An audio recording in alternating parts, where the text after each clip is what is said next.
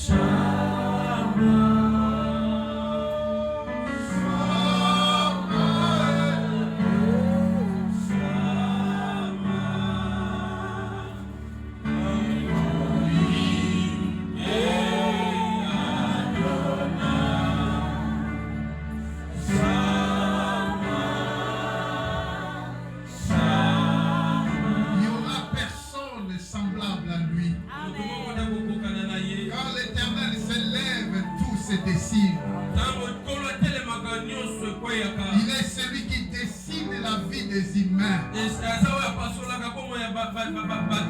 est le seul Dieu qui met le point. La Bible déclare, lorsque le Fils de l'homme arrive à élever le Christ, c'est par là que nous allons comprendre qui est ce Dieu-là que nous adorons.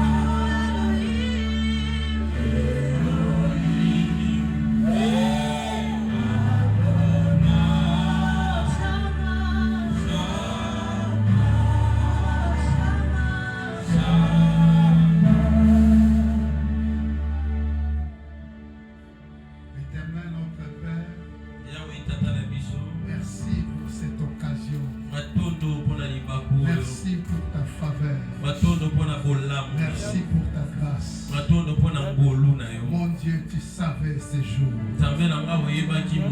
Fais-moi disparaître, mon Dieu. Je suis rien devant toi. Lorsqu'un homme parle, c'est la mort qui est transmise. Mais lorsque tu parles, c'est la vie qui est transmise. Que je disparaisse pour que tu apparaisses. Parle à ton peuple. Instruis-nous.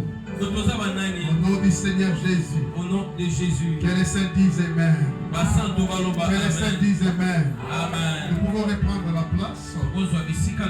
Que Dieu vous bénisse. Je suis ravi de joie.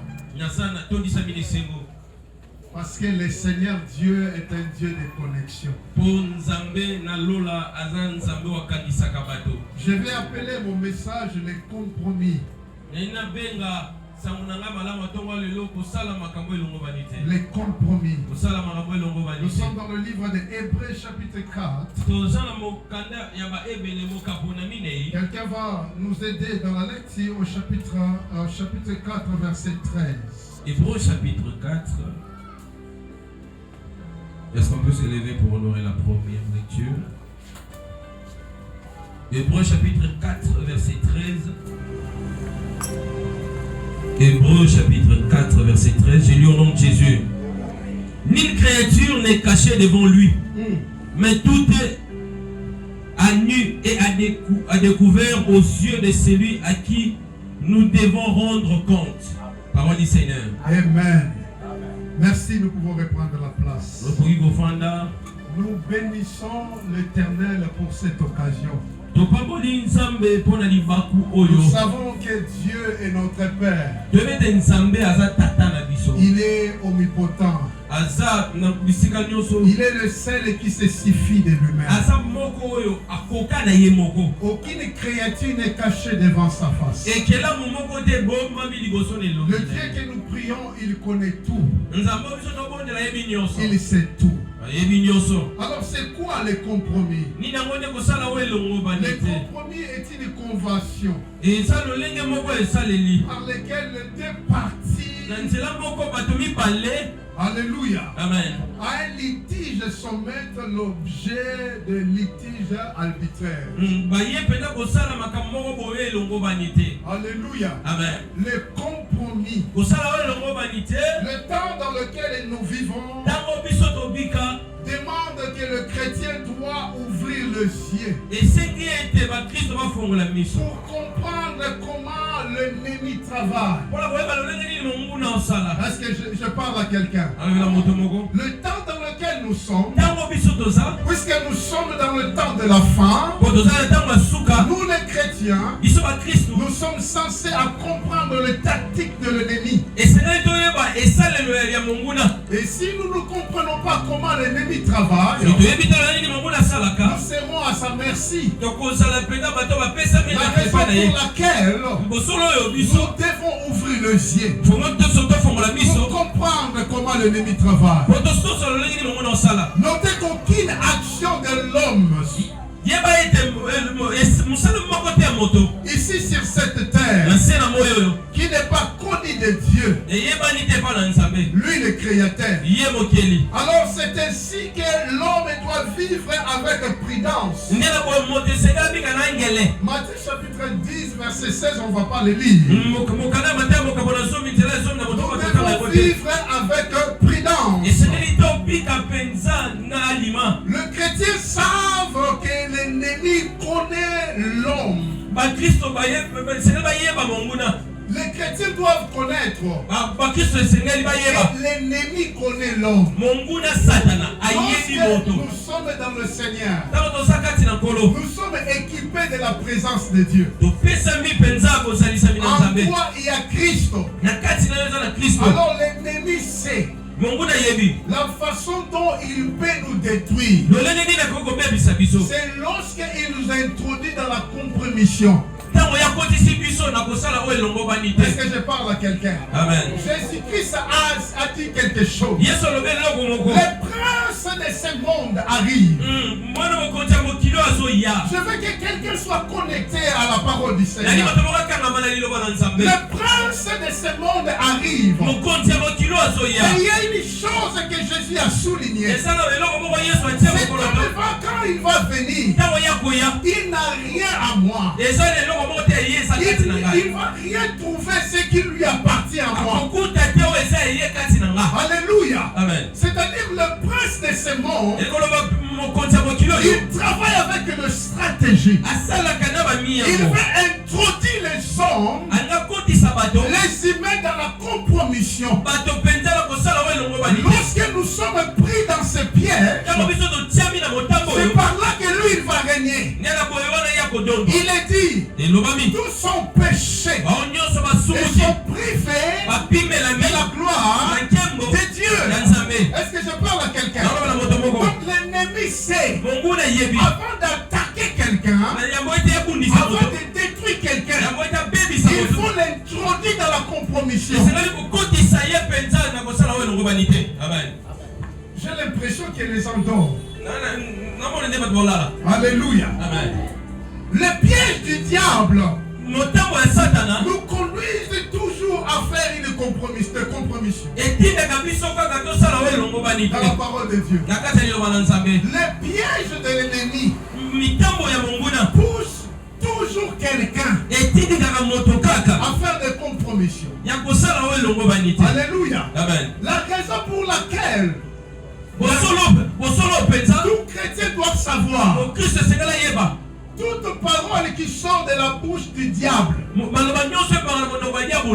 s'il utilise le verset biblique, comme ça vient de sa bouche, c'est le mensonge. La raison pour laquelle Jésus a dit, le jour où le Christ a été tenté dans le désert, le diable a dit une chose, quelque chose qui est mentionné, écrit dans le livre des psaumes. Il lui a dit, il est écrit. Est-ce que je peux faire, il y a quelqu'un ici. Il a dit, il est écrit. Aussi longtemps tu es le fils de Dieu, si tu te jettes en haut en bas, l'Éternel donnera des ordres de ça s'écrit dans le livre. Ça Jésus a compris à l'esprit. Il a dit, il est écrit aussi. Le chrétien doit savoir toute parole, même si c'est le verset biblique, qui sort de la bouche de Dieu et de la bouche du diable, devient mensonge.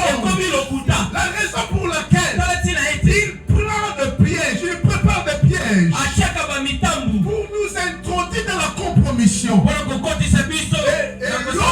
Et une fois il nous prend dans cette piège, il nous détruira facilement. Alléluia. Amen. Alléluia. Amen. Regarde à quelqu'un, dis-lui, est-ce que tu es là? Et si quelqu'un ne marche pas dans la révélation, avec la relation personnelle avec Dieu, il tombera facilement dans la compromission de l'ennemi. Le Seigneur m'avait montré une chose. Je dormais, je vis une chose dans la vision. Dans ma vision, j'étais assis dans une chaise. Alors je voyais un homme grand, géant, musclé s'approcher de moi. Alors pendant que nous étions dans la réunion, cet homme s'approchait de moi. Alors quand il s'approchait de moi, moi je l'évitais. Aussi longtemps moi je l'évitais. Dans la vision, le Seigneur m'a encore ouvert le ciel. J'ai vu ce que cet homme a fait à un homme. Comment il a pu provoquer cet homme? Et lorsque l'homme voulait agir, il a boyé l'homme et il a mangé. Alléluia. Amen. Je veux que vous soyez attentifs. Alors moi je l'évitais. Alors il s'avérait que nous devons partir, nous devons fuir s'offrir. Alors la personne m'a fait, il s'approchait encore de moi. Il m'a proposé quelque chose. Vous savez, il y a des secrets qu'on en vend. Nous l'appelons le distributeur. Lorsque vous mettez l'argent et vous appuyez, le secret va sortir. Alors c'est temps de s'approcher vers ces machines. Il a juste secoué la machine. Et tous les secrets étaient tombés. Alors, moi j'avais vraiment soif de prendre de l'eau. Alors il m'a proposé de prendre quelque chose. Il m'a dit non, c'est gratuit, donc tu peux prendre ça. Alors l'Esprit de l'Éternel m'a interpellé. Il m'a dit ne prends pas. Alors j'ai évité de le prendre. Alors lorsqu'on on nous a donné le temps de partir et de fuir. Alors j'étais quelqu'un qui a mené, j'étais la tête de ce groupe-là. Lorsqu'on fuyait, on devait traverser la brousse. Et dans cette brousse, soyez vraiment prudents. Dans cette brousse, il y avait des animaux terribles. Il y avait vraiment le ténèbre terrible. Et lorsque je vis un animal s'approcher de nous, cet animal avait des dents de fer. Alors quand il s'approchait de nous, j'ai dit au nom de Jésus-Christ, je te paralyse. Et j'ai commandé à l'animal de dormir. Alors lorsque l'animal est dormi, l'Esprit de l'Éternel m'a dit, tu vois pourquoi je t'avais défendu de ne pas toucher ces secrets. Il semblerait à tes yeux comme si c'est gratuit. Mais ce n'était pas gratuit. Parce qu'avant de prendre les secrets, il faut payer. Mais cet homme-là t'a convaincu, il voulait te convaincre pour que tu le prennes en gratuit. Mais puisque tu avais refusé, voilà pourquoi tu y es là et tu peux exercer l'autorité que Christ t'a donnée. Et il m'a dit une chose. Si tu avais touché ces secrets, tu n'auras pas le pouvoir de résister contre ça. Et vite j'ai compris que une fois quelqu'un est pris dans le piège de l'ennemi, à la compromission, il ne sera jamais digne. Il ne sera jamais digne de résister à l'ennemi. Parce que nous sommes là. Nous, les chrétiens, nous devons comprendre qu'avant de résister à l'ennemi, il faut qu'il y ait la soumission. La Bible souligne une chose. Il a dit soumettez-vous à Dieu. Et après résister au diable. On ne peut jamais renverser. Il faut premièrement la soumission. La soumission va faire que la personne ne soit pas dans la compromission. Est-ce qu'il y a des gens ici? La compromission détruit la force d'un chrétien. Alléluia. C'est comme un poison qui entre dans ta vie. Mais bien aimé dans le Seigneur, l'ennemi connaît les stratégies comment nous faire détruire. Il sait que lorsqu'il nous offre ses offres, tout ce qu'il fait, que nous puissions prendre. Alors que nous allons pris par ces pièges. Nous sommes au temps de la fin. Le chrétien doit ouvrir les yeux. Il doit comprendre que l'ennemi ne perd pas son temps. Il sait qu'il a un peu de temps. Alors pour attaquer les chrétiens, aussi longtemps il sait que Dieu est avec eux. Le Demande au prophète Balaam. Parce que je fais comprendre mes bien-aimés. C'est-à-dire quoi? La bénédiction de l'Éternel est sur quelqu'un. L'ennemi ne peut pas aller venir arracher cela. Mais il y a un secret.